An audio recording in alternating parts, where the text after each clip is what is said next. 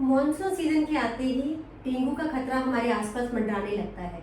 हर साल की तरह हरियाणा में इस साल भी बहुत सारे डेंगू के केसेस सुनने में आए हैं and Gurgaon is one of the most affected area. बहुत सारे केसेस गुड़गांव में भी आ रहे हैं, क्लिनिक में बहुत सारे बच्चे डेंगू के आ रहे हैं। तो क्या ऐसा करें, कौन सी सावधानियां बरतें, कौन से लक्षण है डेंगू के, क्या प्रिकॉशंस लेनी है, इसके बारे में ही आज मैंने एक छोटा सा वीडियो आपके लिए बनाया है। ध्यान से देखिएगा और अपने सुझाव जरूर दीजिएगा। नमस्ते, मैं हूँ doctor Savita Chaudhary and this is my clinic Shubham child and adolescent clinic. Dengue का फीवर या डेंगू बुखार मच्छर के काटने से फैलता है। ये एक वायरल इन्फेक्शन है और इसका जो मच्छर है, एडिस एनोफिलिस नाम का जो मच्छर है, ये पानी में पनपता है और जरूरी नहीं है कि ये गंदे पानी में हो, ये साफ पानी में भी पनप सकता है and it bytes on the exposed body parts in the day time. यानी कि स्कूल जाने वाले बच्चे या पार्क में खेलने वाले बच्चे, उनमें डेंगू के होने के चांसेस बहुत ज़्यादा है, क्योंकि उनकी यूनिफॉर्म जो होती है उसमें अगर आर्म्स और legs if they are exposed, वहाँ पर डेंगू का मच्छर बाइट कर सकता है। क्या है डेंगू के लक्षण? सबसे इम्पॉर्टेंट सिम्टम आप सब जानते ही हैं कि डेंगू में बुखार होता है, हाई फीवर होता है। ज़रूरी नहीं है कि फीवर बहुत तेज़ हो, 99-100 अगर फीवर है तो वो भी डेंगू हो सकता है, ये जानना बहुत ज़रूरी है, खास करके बच्चों में।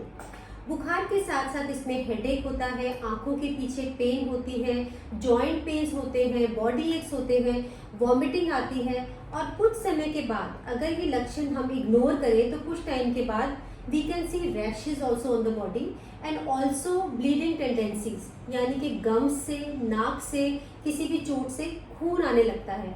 ये वो साइन है, इसका मतलब कि प्लेटलेट्स बॉडी में कम होने लग गए हैं। So these are the symptoms of dengue: fever, vomiting, body aches, headache, pain behind the eye.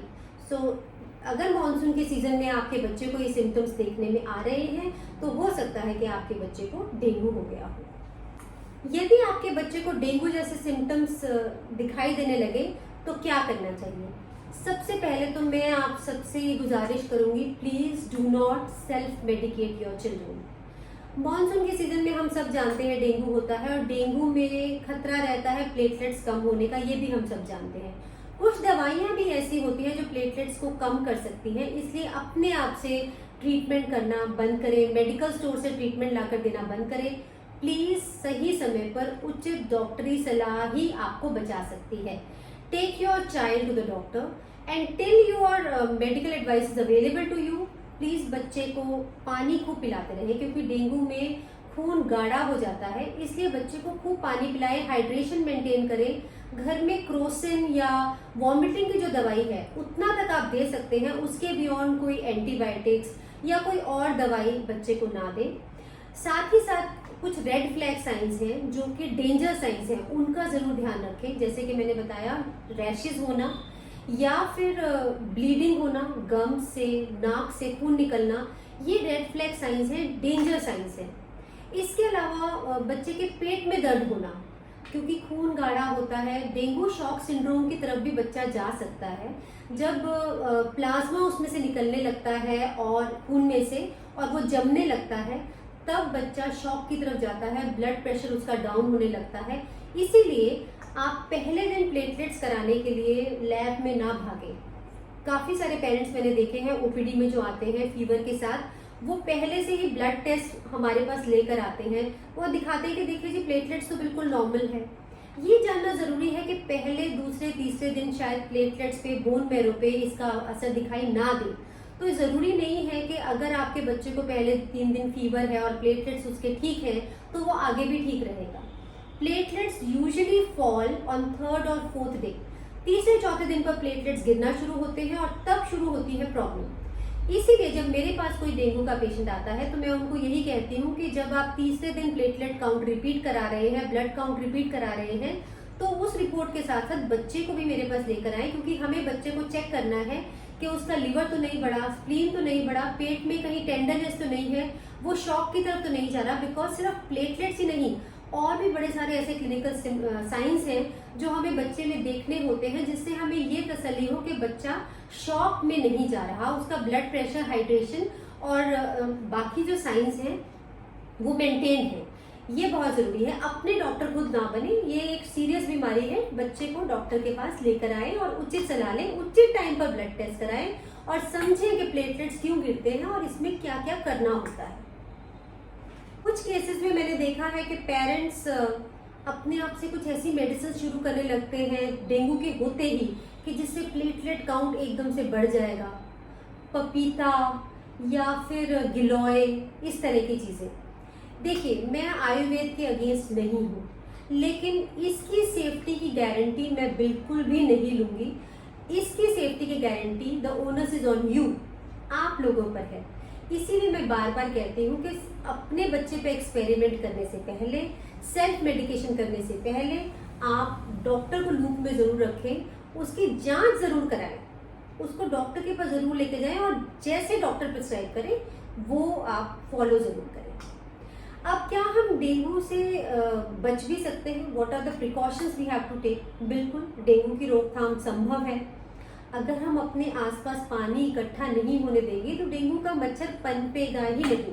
बहुत ज़रूरी है कि हम हाइजीन का ध्यान रखें, सफाई का ध्यान रखें, अपने आसपास साफ पानी भी मटकों में, गमलों में इकट्ठा ना होने दें, खास करके मानसून सीजन में। नंबर 2, बच्चों को फुल स्लीव्स के कपड़े डाल के भेजिए। उनके आर्म्स और लेग्स कवर्ड होंगे तो डेंगू की मच्छर की बाइट का खतरा नहीं रहेगा। मस्कीटो रेपेलेंट्स का यूज़ कीजिए। आजकल इस तरह के भी रेपेलेंट्स आ गए हैं जो बॉडी पर ना लगाकर आप डायरेक्ट स्किन पर ना लगाकर आप कपड़ों पर भी लगा सकते हैं, छिड़क सकते हैं। इनसे मच्छर दूर रख सकते हैं। मस्कीटो नेट्स का प्रयोग करें। शाम के समय खिड़की और दरवाजे बंद रखें ताकि मच्छर घर में एंटर ना कर पाए। और जैसे कि मैंने बताया, जब डेंगू हो जाए उस समय बच्चे की हाइड्रेशन का बहुत ध्यान रखें, पानी खूब पिलाएं क्योंकि इसमें खून गाढ़ा हो जाता है। इसलिए हम बार बार कहते हैं कि बच्चे को पानी पिलाते रहो, कोकोनट वाटर दो, नींबू पानी दो, प्लेन पानी दो, पानी खूब पिलाओ। इसमें इम्यूनिटी भी डाउन हो जाती है और कई बार और इन्फेक्शन भी साथ में लगती हैं। इसलिए ज़रूरी है कि आप हाइजीन का ध्यान रखें, बाहर का खाना ना खिलाएं, जितना हो सके उसको सफाई से घर में रखें, सेफ रखें। इस सारी इन्फॉर्मेशन के साथ मैं उम्मीद करती हूँ कि आप लोग समझ गए होंगे कि डेंगू का बचाव संभव है और कुछ स्टेप्स लेकर आप अपने बच्चे को डेंगू से बचा भी सकते हैं। और अगर सिम्टम्स बच्चे में दिखते हैं तो आपको डॉक्टरी सलाह तुरंत लेनी है। We can fight dengue very easily. Although बहुत सारे इन्फेक्शंस डेंगू में सीरियस नहीं होती। बच्चों में तो प्लेटलेट्स बहुत ही कम ऐसे मैंने केसेस देखे हैं जिनमें हमें प्लेटलेट देना पड़ा हो, जिनमें, और वो भी हमें देने पड़ते हैं जब 25,000 से नीचे हो जाते हैं। उन केसेस में हम देते हैं और बहुत कम ऐसे केसेस होते हैं जिनमें देना पड़ता है। सब में देना भी नहीं होता। तो मेनली होता है कि हम उसकी सिम्टोमेटिक ट्रीटमेंट करें, उसको शॉक में ना जाने दें। ठीक है, तो इन सारी चीज़ों को आप ध्यान में रखें। आई होप कि जो इन्फॉर्मेशन, जो प्रैक्टिकल चीज़ें मैंने आपको बताई उनका आप ध्यान रखेंगे।